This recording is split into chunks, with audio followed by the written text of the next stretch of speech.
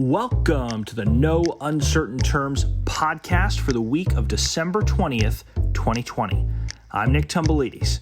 This week, I'm talking about the continuing saga of Senator Dianne Feinstein's memory loss and why the new Congress getting sworn in this January will be the laziest Congress of all time. We also step outside politics for a few minutes to talk about term limits in the sport of boxing and why a new scandal could put an end to life tenure in the squared circle. You don't want to miss this. I have a Feinstein follow-up for you.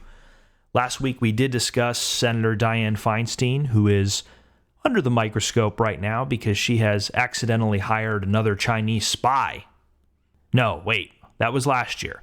This time it's because she is showing signs of serious mental decline, and she is the ranking member on the Senate Judiciary Committee.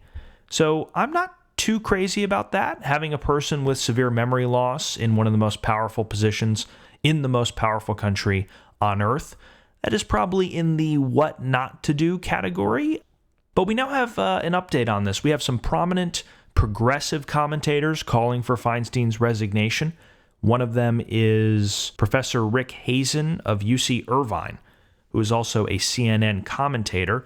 He was quoted as saying, "It's been clear for the last few years that Feinstein's cognitive decline is serious. Time for the governor to appoint someone who can fully represent California's interests." Now, Dianne Feinstein was just reelected in 2018. She's got 4 years left on this term. It doesn't expire until January 2025. Which is very scary. One unnamed Democratic senator was quoted as saying, "It's sad to watch." And yes, I agree with that. Of course it's sad to watch. We're lying to ourselves if we say this is all about Dianne Feinstein, because it's not. This is about the culture in Washington, D.C., a culture that prioritizes seniority and ladder climbing, power over merit, over doing the right thing. Every 2 years, a third of the Senate is up for re-election. And what these political hustlers and carnies and bootlickers in Washington, D.C. do is they beg these senators to keep running for re-election. They stroke their egos. They say, "Oh, look at all you've done in public service." But that's political doublespeak, by the way. Okay, Abraham Lincoln was involved in public service. What these people do is pure politics. There's no one being served but themselves. It's self-service. But they still manage to convince these prehistoric members to run for re-election because they know their name brands. They know they're going to win. Dianne Feinstein and Chuck Grassley and these other senators are name brands, and people are going to select them at the ballot box more often than not, some of them because they just know the name. She's going to get reelected no matter what. People are going to choose her no matter what. So it helps the party keep the majority.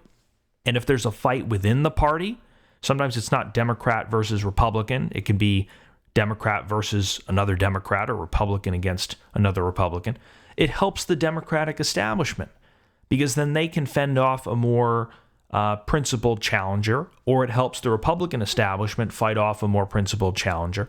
We saw that in Mississippi several years ago, where the Republicans out there, the Republican Party, basically propped up Thad Cochran in a Weekend at Bernie's costume just so they could keep power, just so they could keep the seat. They didn't want that more principled Republican winning it, nor did they want a Democrat running it, so they just, stuck Thad Cochran out there like a scarecrow. They humiliated the guy. And now the Democrats in California are doing the same thing. And it's sad, but it's not Dianne Feinstein's fault. It is the fault of these toadies in Washington who let their own lust for power cloud out their judgment. A prominent Democratic senator should not be whispering this is sad. He should be following his duty as a leader. He should be publicly, boldly proclaiming that we're not going to take this anymore. We're not going to put people like Dianne Feinstein in a humiliating position. We will pass term limits to keep this from ever happening again. Hi, this is Stacy, Digital Director for U.S. Term Limits. I'd like to talk to you about the top 10 congressional perks you won't believe. Aside from the $174,000 starting salary for a job with up to 230 days off, Here are the top 10 congressional perks. Number 10, fine dining. The Senate dining room is definitely not your typical corporate cafeteria. Number 9, airports and airlines. Airlines permit members to reserve seats on multiple flights, but they only have to pay for the trips they take. Knowing how the airlines often double book seats, perhaps that's the true reason why Representative Sheila Jackson Lee booted a public school teacher from her first-class seat in December 2017. Number 8, office furnishings. Each senator is authorized $40,000 for state office furniture and furnishings. That's just below what the average American worker makes in a year. Number 7, mailing services. Congressional budgets allow that $50,000 per fiscal year may be spent by each member for mass mailings, also known as franking privilege. This provides a distinct advantage to incumbents as they can use these funds for campaign-style mailers while running for re-election, all under the guise of congressional business. Number 6, expenses. A $1.2 million to $3.3 million per year expense is allocated to each member of Congress. When's the last time you spent $3.3 million a year on expenses? Number 5, medical. While Congress doesn't get free medical insurance, they do have access to a gold-level Obamacare policy and receive federal subsidies that cover 72% of the cost of premiums. Number 6, subsidized beautification. Among the country club environs, Congress gets a taxpayer-funded, state-of-the-art, ultra-exclusive wellness center, in addition to a members-only indoor tennis court. The gym costs just $20 a month. In addition, Senate Hair Care Services is the long-standing taxpayer-subsidized barbershop and salon. Apparently, the budget details on these facilities are tougher to find than nuclear codes. Leslie Page, a spokeswoman for the watchdog group Citizens Against Government Waste, told ABC News, "The gyms and the hair care and all the parking facilities that they have, they're really living in a different life than the average American." Number 4, a private underground subway and museum. Beneath the Capitol is the United States Capitol subway system, an underground city so that lawmakers don't have to walk outside to get to their offices across the lawn. The subway travels from the Capitol to the Russell Hart and Dirksen Senate buildings just 0.2 of a mile away. The Rayburn House building is slightly further at 0.3 of a mile away. The entire trip takes just a minute or two. But we don't want Congress walking outside amongst the people, do we? Number 3, pension and health insurance subsidy. Depending on the age and length of service, Congress members may receive up to 80% of their pay in a lifelong pension program. Number 2, the masterpiece art of Alexander Calder. Not only is the Capitol building part of the congressional office, but there are 4 enormous other buildings as part of the legislative complex. 3 Senate buildings, the Russell, Dirksen, and Hart buildings, and 1 House building, the Rayburn building. The most recent addition, the Senate Hart building, is a modern colossal, complete with a ginormous Alexander Calder masterpiece. The cost for the sculpture in 1976 was a whopping $650,000. Adjusted for inflation, that masterpiece is equal to $3,009,000 in 2020. And the number 1 top congressional perk is a full salary death benefit. A death benefit of 1 year's salary for the next of kin if a member dies while in office. No wonder Congress looks like a retirement home. There's no incentive to leave office, even if you're on dementia meds or have to get wheeled in to your chambers. And there you have it, the top 10 reasons why Congress members can't empathize with ordinary, everyday Americans like you and me.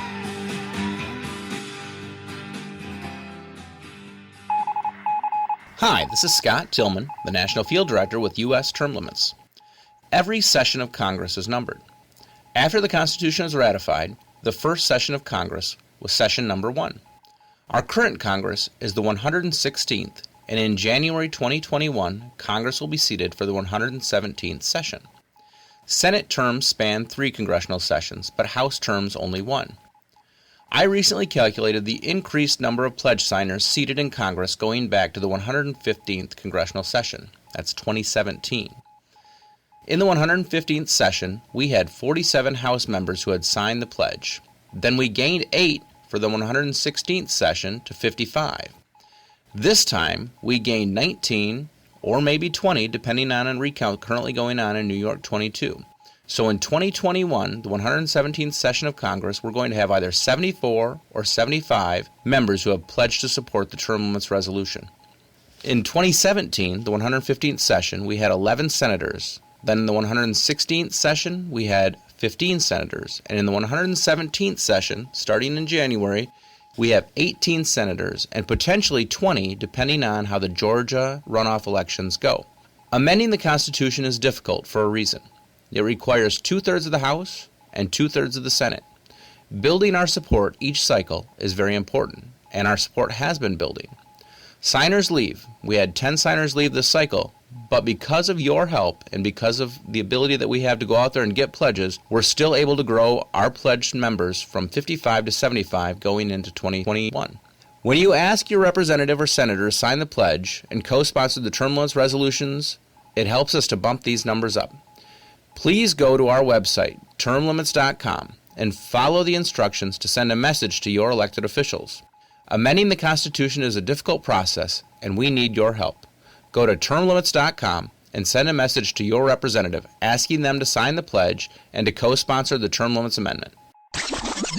We've got some new numbers on the next Congress, the 117th Congress, which will be sworn in on January 3rd. And we're looking at congressional productivity. These numbers are courtesy of Leader Kevin McCarthy's office on the Republican side of the U.S. House. And McCarthy has pulled together the data on how many days Congress works per year.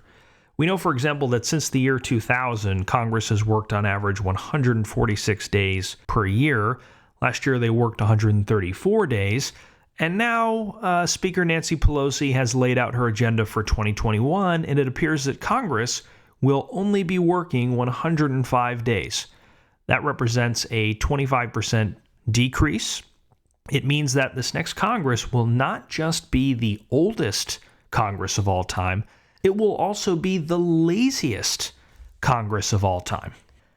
Now, I personally don't always mind when politicians are lazy. A lazy politician who doesn't show up for work oftentimes is a politician who can't take bribes, waste my money, and spend me into oblivion.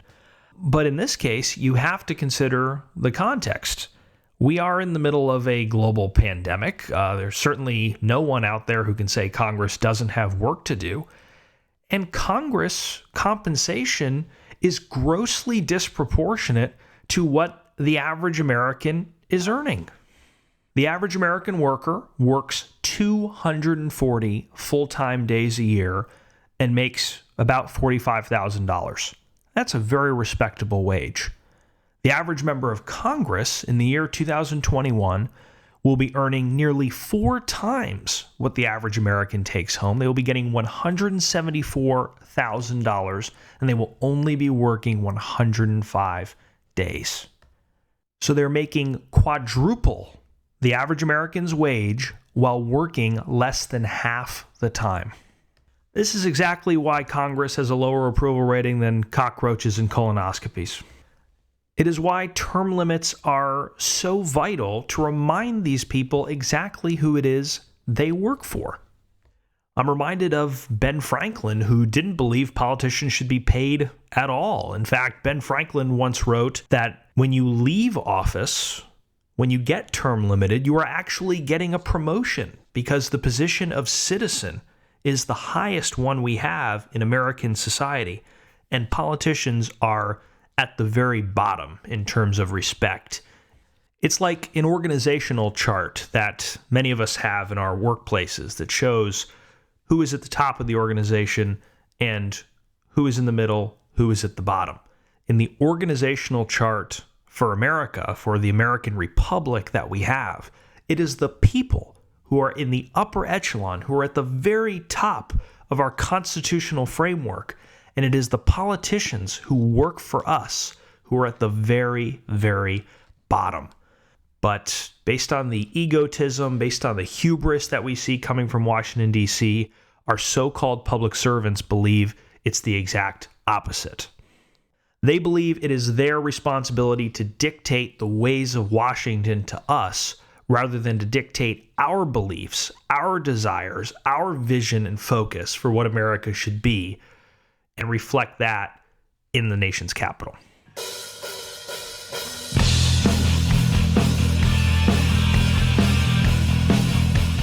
Hi, this is Ken Quinn, Regional Director with U.S. Term Limits.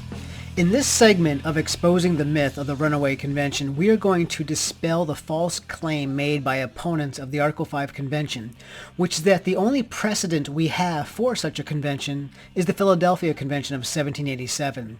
Our country has a long, rich history of conventions among the colonies and the states to address specific issues, ranging from Indian negotiations, war supply, defense, and economic issues. Constitutional scholar Professor Rob Natelson has done exceptional research in identifying many of these conventions, discovering close to 40 that have been held, 20 of these being held prior to our independence and 18 after, with 8 of those being held after the ratification of the Constitution. To claim that the Philadelphia Convention is the only convention that has been held among the states is simply false. In our previous podcast, we learned how the Articles of Confederation were inadequate, and attempts were made in Congress to amend them, but they all failed, being unable to achieve unanimous consent in Congress.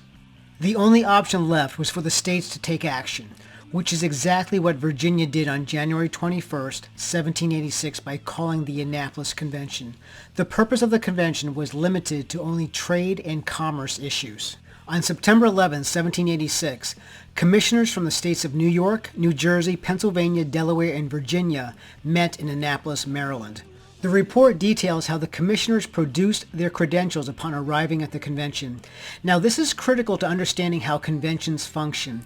The credentials or commissions expressly state the authority given to the commissioners from their state legislatures. Conventions operate under what is known as agency law, where the agent or commissioner is acting on behalf of their principal, in this case, the state legislature. After reviewing each state's delegated powers, they determined that New York, Pennsylvania, and Virginia had authority to proceed according to the stated purpose of the convention. Delaware provided similar powers, with the only exception of requiring Congress to also agree to any act that is approved by the convention. New Jersey enlarged their authority to include, quote, other important matters, unquote.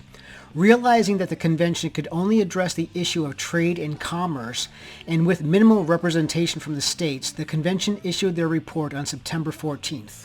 The commissioners realized that New Jersey was onto something and that other critical issues needed to be addressed. Quote, in this persuasion, your commissioners submit an opinion that the idea of extending the powers of their deputies to other objects than those of commerce, which has been adopted by the state of New Jersey, was an improvement on the original plan and will deserve to be incorporated into that of a future convention, unquote. The report ends with its official recommendation to the states, quote, the appointment of commissioners to meet at Philadelphia on the second Monday in May next, to take into consideration the situation of the United States, to devise such further provisions as shall appear to them necessary to render the Constitution of the federal government adequate to the exigencies of the Union, unquote. The path to a new Constitution was laid out for the states in Annapolis, and they would soon set off on that course. Keep on rocking in the free world. There's a corruption scandal that is engulfing the world of international and Olympic boxing. There are revelations coming from the last Olympic Games in Rio de Janeiro back in 2016 that the International Boxing Association was involved in bribery, extortion, fixed fights, lining their pockets to the advantage of certain competitors. Not since Mike Tyson turned Evander Holyfield's ear into an all-you-can-eat buffet has the world of boxing seen a scandal this massive. And of course, the governing body is having its reorganizational meetings right now. The International Boxing Congress is getting together and trying to figure out, what do we do to stem the tide of corruption? And naturally, the number one reform on their list is term limits. Term limits for the president of the International Boxing Association. Sergei Mikhailov, a former member of the boxing Congress who is vying for the presidency of this group, has gotten behind the term limits effort. He's pointing out that boxing right now has a lack of transparency, lack of discipline and ethics over governance issues. The past leaders are more interested in pursuing and pushing their own interests rather than the interests of the sport and the interests of the industry. And the Boxing Association has racked up massive debt along the way. So you've got ethical violations, abuse of power, corruption, debt. What does that sound like? Where have we heard that before? And why is term limits always the answer? Power corrupts, and absolute power corrupts absolutely, whether you're talking about boxing, Congress, the corporate world, anywhere. You need checks and balances. You need accountability, and this is evidence of that. Because when an institution is perceived as corrupt, people lose faith in it. People have lost faith in the Congress. People have lost faith in the government. The Olympic Committee, fans of the Olympics, boxing experts, people who have enjoyed this sport their entire lives, are losing faith in the competition. They no longer believe that it's genuine as a result of scandals like this. And so term limits, it's as much an optics thing as process reform. It's important that people have confidence in institutions, and term limits is a way to reinstill confidence when it has been lost. Thanks for joining us for another weekly episode of No Uncertain Terms. After an election year, which saw voters send more term limits pledge signers to Congress and the state legislatures than ever before, U.S. Term Limits is gearing up for the 2021 legislative sessions. As a No Uncertain Terms listener, you are a member of the inner circle of the term limits movement. What can you do to help in 2021? Let us know at termlimits.com/volunteer21. Sign up as a volunteer and answer some simple questions about what kind of work you'd feel comfortable doing to help advance the Congressional Term Limits Amendment. That's termlimits.com/volunteer21. Hey, and don't forget to mark your calendars for Term Limits Day, February 27th. Thank you. We'll be back next week. The revolution isn't being televised. Fortunately, you have the No Uncertain Terms podcast.